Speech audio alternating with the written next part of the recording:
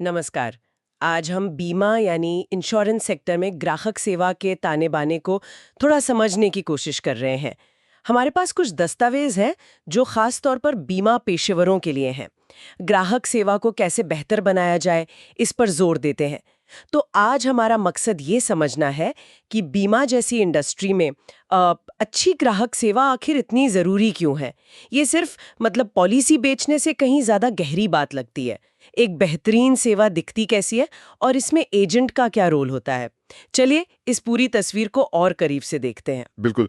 देखिए, सबसे पहली और बुनियादी बात यह है कि बीमा कोई टीवी या फोन जैसी चीज नहीं है, मतलब जिसे आप खरीद कर घर ले आएं और इस्तेमाल करने लगें।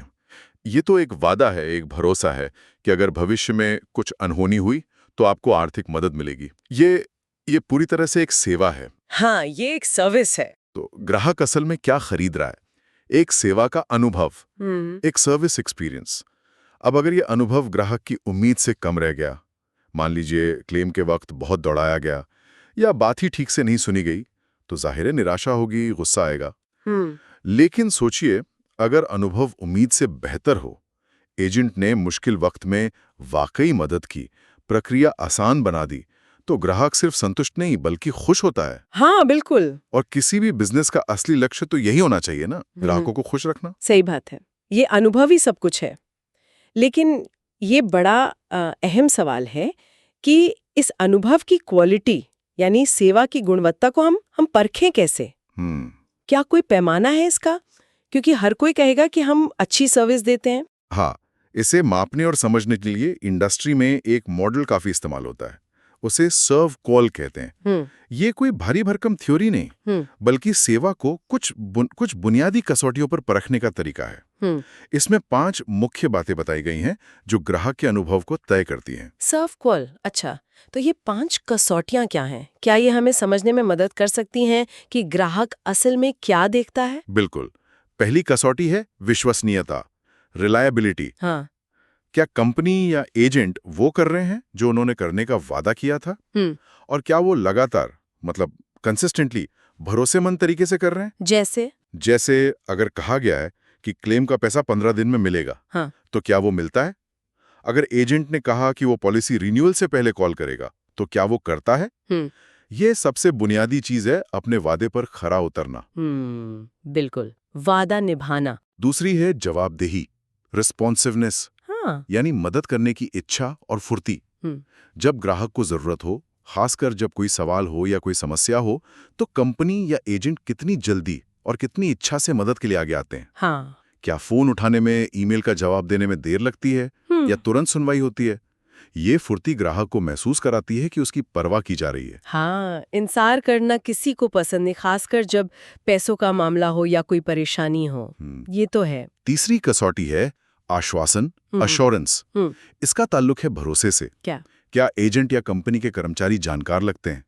क्या उनकी बातों से, उनके व्यवहार से ग्राहक को ये भरोसा होता है कि हाँ, ये मेरी जरूरत समझते हैं और इसे पूरा कर सकते हैं? अच्छा। इसमें कर्मचारी का ज्ञान, उसकी काबिलियत, उसका सलीका, ये सब आ जाता है। हाँ। क्या आपको लगता है कि आप सुरक्षित हाथों में हैं? चौथी है सहानुभूति, एम्पैथी। इसे हम अपनापन या मानवीय पहलू कह सकते हैं। राइट। क्या एजेंट या कंपनी ग्राहक की स्थिति को समझने की कोशिश करती है?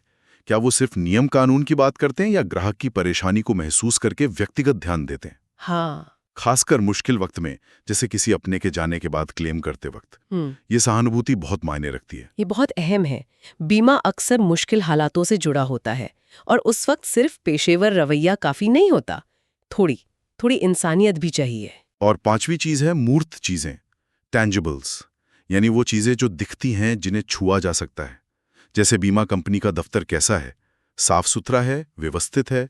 एजेंट के कपड़े, उसके पास मौजूद जानकारी के दस्तावेज, वेबसाइट का डिजाइन, ये सब मिलकर एक प्रभाव डालते हैं। अच्छा, मतलब ऑफिस का माहौल वगैरह। हाँ, एक अच्छा माहौल, साफ सुथरा दफ्तर, पेशेवर दिखने वाला एजेंट, ये सब अवचेतन रूप से ग्राहक के मन में भरोसा पैदा करते हैं। तो ये 5 चीजें, भरोसा, फुर्ती, विश्वास, अपनापन और माहौल, मिलकर तय करती हैं कि ग्राहक का अनुभव कैसा होगा। अब अगर हम देखें कि ये अनुभव देता कौन है, तो जाहिर है बीमा एजेंट सबसे आगे नजर आता है। हमारे स्रोत भी यही कहते हैं कि इंडस्ट्री के टॉप परफॉर्मर से पूछो कि उनकी कामयाबी का राज क्या है, तो जवाब यही मिलता है, मौजूदा ग्राहकों को संभाल कर रखना, उनकी मदद करना। हाँ, ये बहुत जरूरी है। यानी एजेंट का काम सिर्फ पॉलिसी बेचकर खत्म नहीं हो जाता। असल कहानी तो उसके बाद शुरू होती है और सालों साल चलती है। आपने बिल्कुल सही पकड़ा। एजेंट की भूमिका हर पड़ाव पर अहम है। इसे सिर्फ बिक्री का काम समझना ये बहुत बड़ी भूल होगी। सबसे पहले बिक्री के समय पॉइंट ऑफ सेल पर यहाँ एजेंट की सबसे बड़ी सेवा है सही सलाह देना, खासकर ये तय करने में मदद करना कि ग्राहक को कितना बीमा कवर चाहिए, कितना समय शोर्ड। हाँ, ये बहुत कंफ्यूजिंग हो सकता है। बिल्कुल, कम कवरेज लेना भी खतरनाक है और जरूरत से ज्यादा लेना जेब पर भारी। एक अच्छा एजेंट ग्राहक की जरूरत और बजट को समझकर सही रास्ता दिखाता है। ये सिर्फ बेचना नहीं बल्कि सलाहकार बनना है, एक कंसल्टेंट की तरह। फिर आता है प्रस्ताव यानी प्रपोजल भरने का स्टेज। एजेंट ग्राहक की मदद करता है फॉर्म भरने में। हालांकि जानकारी सही देने की जिम्मेदारी ग्राहक की होती है, लेकिन फॉर्म अक्सर थोड़े उलझाने वाले होते हैं। एजेंट का साथ इस प्रक्रिया को आसान बना देता है। हाँ, वो लंबे फॉर्म्स। जी। इसके बाद स्वीकृति यानी एक्सेप्टेंस का पड़ाव बहुत महत्वपूर्ण है। यहां एजेंट को पक्का करना होता है कि कंपनी ने पहली प्रीमियम की रसीद, जिसे FPR कहते हैं, फर्स्ट प्रीमियम रिसीट, वो जारी कर दी है। FPR, हाँ। और ग्राहक को मिल गई है। ये FPR ही इस बात का पहला सबूत है कि पॉलिसी चालू हो गई है। फिर पॉलिसी का दस्तावेज सही सलामत ग्राहक तक पहुंचाना और सबसे जरूरी प्रीमियम भरने की तारीख याद दिलाते रहना। अच्छा, रिमाइंडर्स। हाँ, ताकि पॉलिसी बंद में हो जाए, जिसे लैप्स होना कहते हैं। पॉलिसी का चलते रहना ही ग्राहक के हित में है। हाँ, ये FPR वाली बात अहम है। कई बार लोगों को पता ही नहीं चलता कि उनकी पॉलिसी असल में शुरू हुई भी है या नहीं, जब तक कोई रसीद न मिले। बिल्कुल। और फिर आता है वो वक्त जिसका सामना कोई नहीं करना चाहता, लेकिन जिसके लिए बीमा लिया जाता है, दावा निपटान, क्लेम सेटलमेंट। क्लेम के समय एजेंट की भूमिका शायद सबसे ज्यादा निर्णायक होती है। एजेंट को फौरन बीमा कंपनी को क्लेम की सूचना देनी होती है। अगर कंपनी को कोई जांच करनी है या कोई और दस्तावेज चाहिए, तो एजेंट को उसमें ग्राहक की मदद करनी होती है ताकि प्रक्रिया जल्दी पूरी हो। इस वक्त ग्राहक भावनात्मक रूप से भी परेशान होता है और एजेंट का साथ वो एक बहुत बड़ा सहारा बन सकता है। ये वो मोमेंट ऑफ ट्रूथ है जहां बीमा का असली वादा परखा जाता है। बिल्कुल। और आखिर में शिकायत निवारण, ग्रीवेंस रिड्रेसल। अगर ग्राहक को कोई शिकायत है तो उसे कैसे संभाला जाता है, ये भी एजेंट की जिम्मेदारी का हिस्सा है। जैसा कि स्रोत कहते हैं, ये ग्राहक के साथ रिश्ते का एक और सच्चाई का क्षण, मोमेंट ऑफ ट्रूथ। अगर शिकायत को अच्छी तरह सहानुभूति के साथ सुना जाए और उसका हल निकाला जाए, तो कमाल की बात यह है कि इससे ग्राहक का भरोसा और वफादारी कम होने की बजाय बढ़ सकती है। ये वाकई दिलचस्प है कि एक शिकायत, जिसे अक्सर हम एक नेगेटिव चीज मानते हैं, उसे सही ढंग से हैंडल करके रिश्ते को और मजबूत किया जा सकता है। ये दिखाता है कि ग्राहक सेवा कितनी गहरी और मनोवैज्ञानिक चीज है। ये सिर्फ लेन देन नहीं बल्कि एक रिश्ता बनाने जैसा है, और बीमा में तो ये रिश्ता लंबा चलता है। हाँ, बिल्कुल। तो इस लंबे रिश्ते का बिजनेस के लिए क्या मतलब है?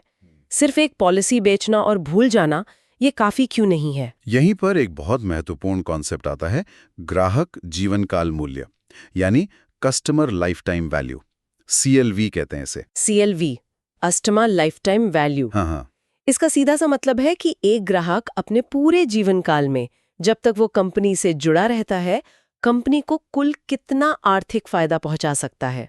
सोचिए, अगर आप बेहतरीन सेवा देते हैं तो ग्राहक आपके साथ सालों साल बना रहता है। हाँ। वो बार बार पॉलिसी रिन्यू कराएगा, शायद और भी पॉलिसी खरीदेगा।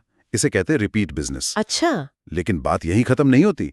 एक खुश और वफादार ग्राहक अपने दोस्तों, रिश्तेदारों, सहकर्मियों को भी आपकी तारीफ करेगा, आपकी सेवाओं की सिफारिश करेगा। हाँ, वर्ड ऑफ माउथ। बिल्कुल। इसे कहते हैं रेफरल्स।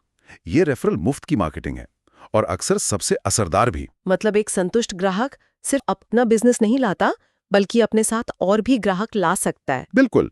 और दूसरी तरफ एक नई ग्राहक को लाने में जो खर्च आता है, मार्केटिंग, सेल्स का समय वगैरह, हाँ। वो मौजूदा ग्राहक को बनाए रखने के खर्चे से कई ज्यादा होता है। हाँ, ये तो सुना है। इसलिए अच्छी ग्राहक सेवा सिर्फ अच्छा काम नहीं है, ये बिजनेस के लिए बहुत स्मार्ट काम भी है। ये सीधे सीधे मुनाफे से जुड़ा है। CLV पर ध्यान देना लंबी अवधि में सफलता की कुंजी है। तो ये सब करने के लिए भरोसेमंद बनना, फुर्ती दिखाना, सहानुभूति रखना, लंबा रिश्ता बनाना, इन सब के लिए एक चीज बेहद जरूरी है, और वो है संवाद, कम्युनिकेशन। हमारे स्रोत भी यही कहते हैं कि बिना प्रभावी कम्युनिकेशन स्किल के बेहतरीन सेवा देना मुमकिन नहीं है। एकदम सही। कम्युनिकेशन का सीधा सा मतलब है एक भेजने वाला है, जैसे एजेंट, एक पाने वाला है, ग्राहक, और बीच में एक संदेश है। हाँ। प्रक्रिया तब पूरी होती है जब पाने वाला संदेश को उसी तरह समझ ले जैसा भेजने वाले का इरादा था। और ये सिर्फ बोलने तक सीमित नहीं है। हाँ, कम्युनिकेशन कई तरीकों से होता है। बोलकर मौखिक, लिखकर लिखित, इशारों और हाव भाव से गैर मौखिक, और हमारी शारीरिक भाषा यानी बॉडी लैंग्वेज से। और बीमा जैसे व्यक्तिगत रिश्ते वाले बिजनेस में गैर मौखिक कम्युनिकेशन, नॉन वर्बल कम्युनिकेशन, ये बहुत मायने रखता है। इसमें पहली चीज है एक अच्छी पहली छाप बनाना, फर्स्ट इंप्रेशन। एजेंट के लिए बहुत जरूरी है। कैसे? हमेशा समय पर पहुंचना, साफ सुथरे और पेशेवर कपड़े पहनना, चेहरे पर एक सच्ची आत्मविश्वास से भरी मुस्कान रखना, व्यवहार में खुलापन और सकारात्मकता दिखाना, और सबसे अहम, सामने वाले ग्राहक में वाकई दिलचस्पी दिखाना, उसके बाद ध्यान से सुनना। ये छोटी छोटी बातें पहली मुलाकात में ही विश्वास की नींव रख देती हैं। हाँ, ये बात तो है। इसी से जुड़ी है शारीरिक भाषा, बॉडी लैंग्वेज। हमारे चलने, बैठने, खड़े होने का तरीका, हमारे हाथ कैसे चलते हैं, चेहरे के भाव क्या कहते हैं, ये सब बिना बोले ही बहुत कुछ कह जाता है। जैसे कि कोई उदाहरण दे सकते हैं कि बॉडी लैंग्वेज कैसे भरोसे या आत्मविश्वास को दर्शा सकती है? जरूर। जैसे आत्मविश्वास दिखाने के लिए सीधे तन कर बैठना या खड़े होना, कंधे हल्के से पीछे रखना, ग्राहक से नजरें मिलाना, घूरना नहीं बल्कि एक दोस्ताना नजर, और हाथ या शरीर की हरकतें सोची समझी और उद्देश्यपूर्ण हो, ना कि बेचैनी भरी। इससे लगता है कि ये व्यक्ति अपनी बात को लेकर स्पष्ट है और उसे गंभीरता से सुना जाना चाहिए। अच्छा। इसी तरह भरोसा बनाने में भी बॉडी लैंग्वेज मदद करती है। अगर एजेंट बात करते समय थोड़ा आगे की तरफ झुकता है, हथेलियां खुली रखता है, तो ये एक खुलापन और ईमानदारी का संकेत देता है। वहीं अगर वो हाथ बांधकर बैठा है या नजरें चुरा रहा है, तो ग्राहक को लग सकता है कि कुछ छुपाया जा रहा है या ये व्यक्ति पूरी तरह शामिल नहीं है। ये तो हुई अपनी बात कहने और दिखने की कला।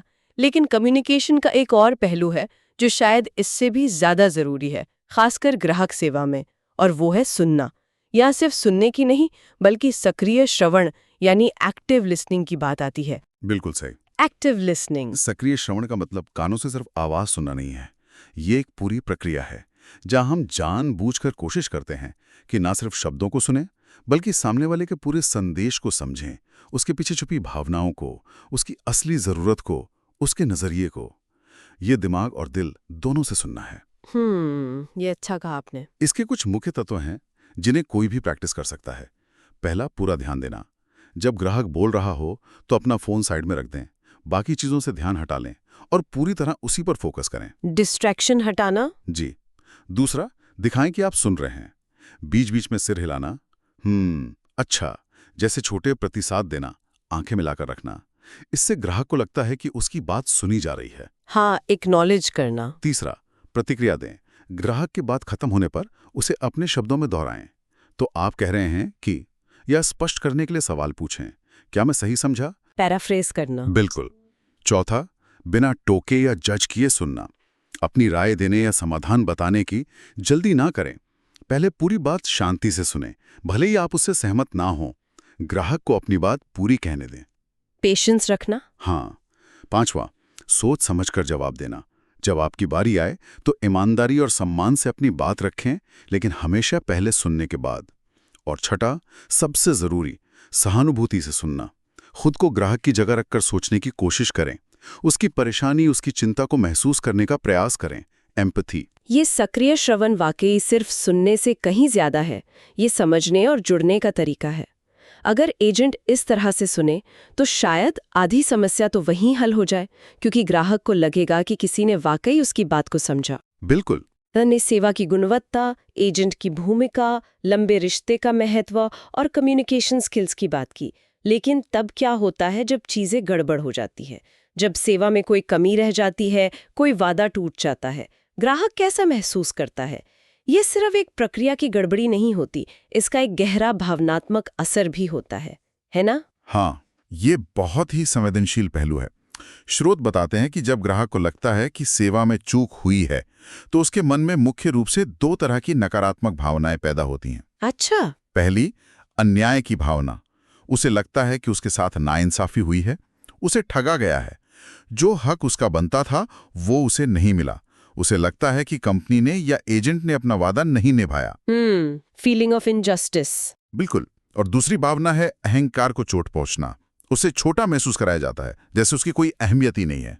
उसे लगता है कि उसकी परवाह नहीं की गई, उसकी जरूरत को नजरअंदाज किया गया या उसे गंभीरता से नहीं लिया गया। ये इग्नोर किए जाने का एहसास बहुत तकलीफदेह हो सकता है। यानी सिर्फ पैसे का नुकसान नहीं, बल्कि आत्मसम्मान पर भी चोट लगती है। बिल्कुल। और इसलिए जैसा हमने पहले कहा था, शिकायतें रिश्ते के लिए इतने नाजुक पल होते हैं, सच्चाई के क्षण। अगर इन शिकायतों को सहानुभूति, सम्मान और कुशलता से संभाला जाए, ग्राहक की बात ध्यान से सुनी जाए, माफी मांगी जाए अगर गलती हुई है, और समस्या को हल करने की सच्ची कोशिश की जाए, तो ये नकारात्मक अनुभव भी सकारात्मक में बदल सकता है। अच्छा। ग्राहक को लग सकता है कि हाँ, गलती हुई, लेकिन इन्होंने मेरी परवाह की और उसे ठीक करने की कोशिश की, और इससे भरोसा टूटता नहीं बल्कि और मजबूत हो जाता है। ये बात सोचने पर मजबूर करते हैं। क्या कभी किसी की जिंदगी में ऐसा हुआ है कि किसी बीमा एजेंट की सेवा से वो सुखद रूप से हैरान रह गया हो? या दूसरी तरफ ग्राहक सेवा में कौन सी बात सबसे ज्यादा परेशान करती है? शायद देर से जवाब मिलना, या बार बार अपनी बात दोहरानी पड़ना, या शायद वो एहसास कि आपको सिर्फ एक पॉलिसी नंबर समझा जा रहा इंसान नहीं। ये व्यक्तिगत अनुभव ही सेवा के भावनात्मक असर को सबसे अच्छी तरह समझाते हैं। हाँ, ये अनुभव बहुत मायने रखते हैं। तो आज की इस पूरी बातचीत से ये साफ है कि बीमा में ग्राहक सेवा कोई मामूली चीज नहीं है। ये कई परतों वाली, बहुत गहरी और इंसानी जरूरत से जुड़ी हुई चीज है। ये सिर्फ पॉलिसी के कागज बेचने का काम नहीं है। बिल्कुल नहीं। ये भरोसा बनाने का काम है, वादे निभाने का काम है, सही सलाह देने का काम है, मुश्किल वक्त में हाथ थामने का काम है, और इन सबसे बढ़कर ग्राहक के साथ एक लंबा, टिकाऊ और भरोसेमंद रिश्ता बनाने का काम है। इसमें एजेंट की भूमिका हर कदम पर अहम है। सर्व कॉल जैसे मॉडल हमें गुणवत्ता का पैमाना देते हैं। कम्युनिकेशन स्किल्स और खासकर एक्टिव लिसनिंग इसे मुमकिन बनाते हैं, और भावनात्मक समझ उस रिश्ते में जान डालती है। बिल्कुल सही कहा। और जाते जाते एक सवाल छोड़ जाता हूँ सोचने के लिए। आज के दौर में जहां तकनीक बीमा सेवा को तेजी से बदल रही है, ऑनलाइन पॉलिसी खरीदना आसान हो गया है, सवालों के जवाब के लिए चैटबॉट हैं, एआई दावे की प्रक्रिया में मदद कर रहा है। ऐसे में सवाल ये उठता है कि क्या तकनीक कभी उस मानवीय स्पर्श, उस सहानुभूति की जगह ले पाएगी? हाँ, ये बड़ा सवाल है, जिसकी जरूरत इंसान को खासकर मुश्किल वक्त में, जैसे क्लेम के दौरान, सबसे ज्यादा होती है। बीमा में ग्राहक सेवा का भविष्य शायद इसी बात पर निर्भर करेगा कि हम तकनीक और इंसानियत के बीच सही संतुलन कैसे बनाते हैं। ये देखना दिलचस्प होगा कि ये संतुलन आगे चलकर क्या रूप लेता है।